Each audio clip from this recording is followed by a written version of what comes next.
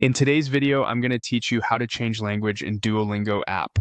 If you're looking to start a new language or switch the one you're practicing, this walkthrough will take you from the home screen to adding the course you want without losing any of your existing progress. Duolingo makes it easy to move between languages as long as you know where to tap.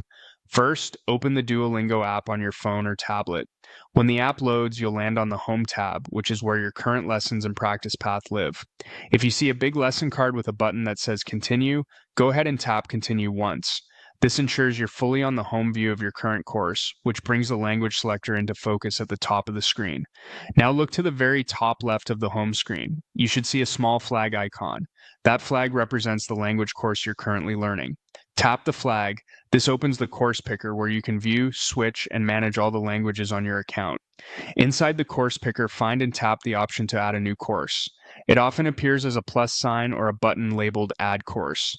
This is the doorway to Duolingo's full catalog, and it won't replace your current language. It simply adds another one alongside it. You'll now see a list of languages you can learn. Scroll through to find the one you want, or use search if it's available. When you choose a language here, you're telling Duolingo which new course to set up.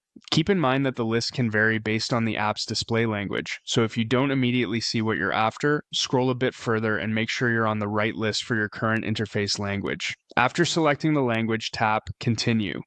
Duolingo may show a few quick setup screens, things like confirming the course, picking a starting point, or selecting a learning preference. Choose the option that fits your needs and keep tapping. Continue. Stay with the prompts until you're returned to the home screen and you see lessons for your newly added language. That's it. You've added a new language and can switch back anytime by tapping the flag at the top left and choosing the course you want. Your progress in each language is saved separately, so you can move between them without losing your place. If you don't see the flag or the add button, make sure your app is up to date, then try again from the home tab.